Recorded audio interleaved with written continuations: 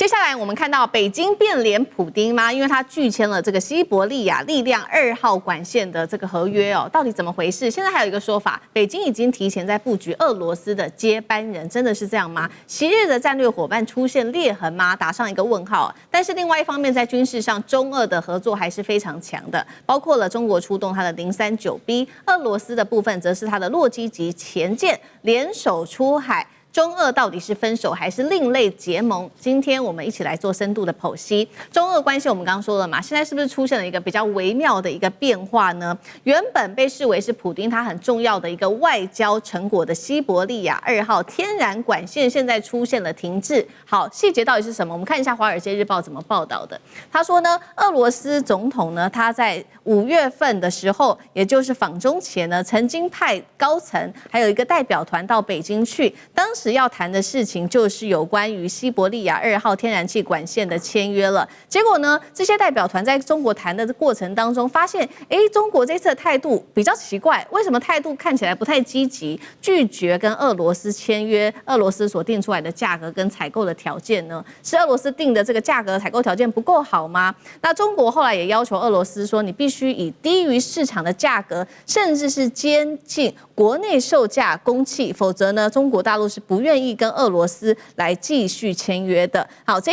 一场的谈判就被视为说，这个过去20年来的这个能源计划，本来是可以避开西方转向中国大陆的一个能源计划，现在怎么连跟中国的方向都陷入卡关了呢？就是因为价格谈不拢的关系而已吗？那俄罗斯的天然气巨头高层也非常的紧张，他说公司啊现在正在经历缓慢，但是偶尔会爆发的死亡哦。俄罗斯的能源的收入正在快速的下降当中，对中国的依赖也是同样越来越深了。这个是在经济面，我们现在做一个解读。在政治面，我们也看到一个比较奇怪的现象，来自于《华尔街日报》的报道说，北京的内部已经开始评估所谓后普丁时代的俄罗斯了。什么意思呢？我们看到北京到底具体做了些什么事情？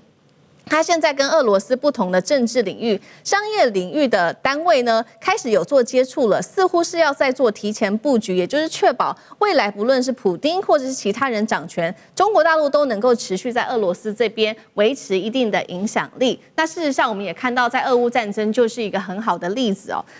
在俄罗斯遭到西方制裁之后，他开始对北京强化他的大幅合作。外界质疑俄罗斯跟中国大陆的关系，本来以前是这种战略伙伴比较平等的关系，现在是不是看起来比较是中国大陆来主导的一个非对称关系呢？所以中国才会开始布局所谓的这个后普丁时代嘛，到底怎么回事？好，我们先来关心这个西伯利亚管线2号，中国大陆拒绝与俄罗斯签约，在经济结构上面出现了什么转变吗？赖老师怎么解读？哪有转变？这个《华尔街日报》在见缝插针，在挑拨离间，根本不是这样啊！商业的事还是要就商业，地缘政治的事还是要就地缘政治的角度来看。这道理很简单。我们先看一下啊，因为普丁他在这一次的西伯利亚2号线是大手笔，啊，为什么说是大手笔？因为它原本有北溪2号线，那是俄罗斯往欧洲的天然气管线，后来被乌克兰、美国情报单位炸了，这是不争的事实。炸了以后，北溪的2号线是俄国出资一半，欧盟的相关国家5个国家以德国为首出资一半，组成北溪2号线公司。而这个联合公司的总部设在瑞士，但是被乌克兰炸掉了。它的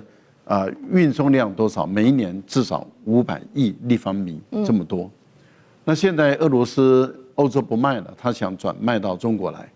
卖到中国来，跟中国在多次的谈判中，中国大陆不太愿意走最近的那一条路，因为普丁他想走最近的那条路，那条路就叫穿越蒙古国。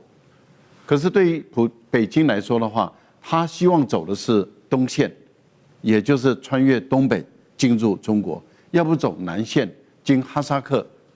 进入中国，就是不想走蒙古国这个部分。为什么？因为蒙古国比较像乌克兰。如果说今天经过蒙古国，那如果哪一天蒙古像乌克兰一样，因为当时俄罗斯也是经由乌克兰的天然线管道进入了欧盟的南方，就是南欧这个部分。后来乌克兰有时候就把它关掉了。对，关掉以后就造成南欧盟他们缺天然气了。那经过乌克兰要收过桥费嘛，所以经过蒙古国要收过桥费，所以蒙古国很积极，他现在一听到中国大陆对这个管线兴趣不大的时候，他着急了，他开始希望能够跟中国大陆跟俄罗斯来会谈。可是你不要忘了，在这个之前，蒙古国干了什么事？蒙古国他在2月的时候，他的外长到美国去访问，跟卢比奥是仇中反中的大将。2月的时候，他跟卢比奥就谈到第三邻国的战略伙伴关系。那也就是说，对于蒙古国来讲，他要一直维持除了中俄以外，他要寻找另外一个大国的这个靠山，所以他永远要走这种摇摆的路线。永远要走摇摆的路线，它大部分的时间是跟中国大陆比较不友善的，大部分的时间哦。好，那这是2月份发生的事，所以中国大陆对蒙古国，它一直保持着警惕，在观察。蒙古虽然也派外长要跟中国大陆斡旋，可是事实上是装模作样，因为6月份的时候，他的外长又到日本去了，而这个时候是中日关系最紧张的时候，他到日本去了以后。日本给他360亿日元的低利贷款，然后他要跟日本签战略伙伴关系，签稀土的关系，那你想这样的一个国家对中国大陆来讲，我不信任你啊，我不信任你，而这个投资是巨额的，要5、6年才能完成，投资是巨额的，要这么长的时间才能完成，这是第一个。第二个呢，就是如果你不给我一个非常好的一个担保，那你到时候我的能源被你这个蒙古国控制住，那对中国大陆不利啊。所以中国大陆当然希望能够分散各种能源的管道，从东北来，从哈萨克来，从LNG 船。中国大陆现在 LNG 船是全世界做的最好的，做的最大的，所以它的成本可以下降很多。那你想，对大陆来讲，这次已经暗示俄罗斯了，不要提了，就先搁置吧，因为要看蒙古国的态度。所以我个人觉得，以蒙古是把自己害了，他以为他聪明，笨得要死。好，所以我们看到在中国大陆这一次的动作，针对西伯利亚2号的动作，是不是要分散在这个经济上面的风险、能源上面的风险？那另外一方面，在政治上又怎么解读呢？因为现在有说所谓的后普丁时代，他们已经开始布局了，怎么回事？杨老师，其实西伯利亚力量2号要经过蒙古国，俄罗斯希望说，透过这个管线把蒙古绑住，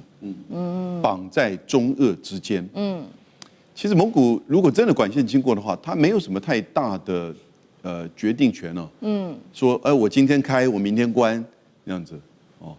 那事实上，它南北都是2个超级核武大国。对。那你哪有什么时间让你这个开关的？我搞不好这个管线我都驻军了，对不对？你每日又怎么样？所以蒙古一开就知道，这个管线要真的形成哦，有很大的这个困难。所以他倒不如把这个东西去跟美国跟日本去要价，讨到了一些贷款，讨到了一些这个说法，那但是美国跟日本也了解，在这中俄之间的蒙古国，其实你闹不到哪里去，你最多派更多的这个 sumo player 到日本去，那很多 sumo player 是从蒙古来的，这样子，但是也的的确确一开始的时候，这个报价一直在谈，那整个俄罗斯这边的评估大概每1000立方米是125美元，大概平衡点。那中国大陆刚开始的报价比这个还低，那当然这个是商业谈判嘛。对。那现在看起来他们是可能在120到150之间，不确定。如果真的要做，但到底是怎么做？其实我倒不是很担心说这个经过蒙古国，我刚刚讲了，经过其实把你绑住了。你蒙古国还有什么？你人口加起来不如我这个一个省的这个多了，所以其实他们倒不是很担心，但是反而是去这更进一步的这个连结，那改变了整个东北亚。大家以前讲东北亚的时候，都忘记了蒙古的存在，有的时候也很忘记这个朝鲜的存在，但事实上现在这个地缘政治把大家都给包含进来。那至于说所谓的这个中俄关系是不是第一个有所谓后普丁时代的布局？我跟你讲，这个就华尔街日报他的这个说法，你知道？是。那也许会有一些风险评估，但两国关系绝对没有质变。哦，那第二个有没有说，因此我们可能出现了中俄呈现一种非对称的关系？哦，中国大陆形成非对称优势的关系。我经济上是呈现了一些，就是说，应该是说这个非对称，但政治上绝对平等。那经济上是事实的经贸关系，而且你知道，如果你讲非对称的话，早期更严重了。现在双方的贸易额在去年来到了2500亿美元，那之前呢，甚至还低于1000亿，那也就是说，过去在能源采购，在中国大陆商品前往俄罗斯的这个部分，其实都很低的，你看在短短的3、4年之间，它就来到了2500亿，而且他们说今年可能会超过更多，那这样子的情况之下，我觉得其实双边的经济相互的互补依赖，其实是越深刻的，那你当然说中国大陆卖的比较多，出超比较多，那你说我们台湾跟这个两岸之间或者台美之间不也是一样吗？但是呢，政治上他们却是一直维持相对的平等的。好，我们刚刚看到是这个中俄在经济跟政治上面的合作，那在军事上的合作，我们等一下请厉将军也帮我们看一下，因为最新呢这一场是中俄的联合海上2026军演哦，持续的进行军事的合作，而且现在看到他们都出动了不同的潜舰。中国大陆的部分，我们先来看到图片哦，039B 型的原级 AIP 潜舰，俄罗斯派出的这个是改良型的洛基级潜舰，那双方在这边演练，包括科目像是反潜作战、海上目标打击、前舰救援、联合作战指挥协调等等。接下来演习结束之后，会一起走向太平洋海域进行联合的巡逻，显示双方军事合作从单次的演习走向了一个比较常态化的部署。战力的部分会如何影响到接下来，并且冲击到美军会有什么样的一个威胁，在这个海下的一个水下的一个打击网？那厉将军怎么看？我们看俄罗斯这个国家它横跨欧亚两洲那现在来讲的话，它在欧洲那边这个俄乌战争打得正酣而且这个战争拖了4年，对他来讲的话，事实上也是陷于一种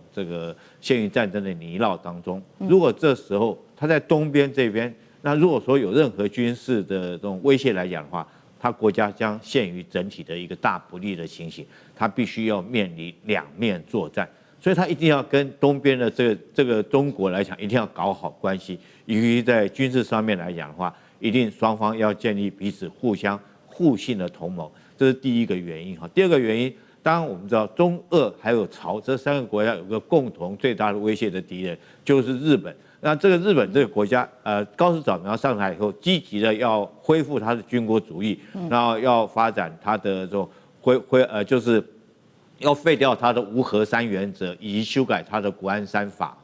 这个在这种状况下，那当然中俄两国势必要联手，但是很特殊的，中俄两国在军事上的联手的演习之前是空军的，我们都知道中俄联合的空中战备警巡，对，然后最后是海上的海上中俄联合海上的军演，然后前2天是海上联合警巡，但是这次很特殊的是海下开始联合警巡了，是这2艘潜舰代表的是水底的战力已经开始了。当然，这次中国跟俄罗斯互相用的还不是这种核动力的攻击潜舰，还都是传统动力。中国的039是传统动力但是 AIP 崛起推进，它就是可以不依靠空气它就可以推进，那可以长期潜伏在海里面。那俄罗斯的基洛级也是一个性能非常优秀的这种传统动力的一个潜舰。那为什么这2个国家开始搞潜舰呢？其实这跟美国就要扯上关系了，因为美国知道说是在第一岛链这边可能水面战舰不是中国的对手，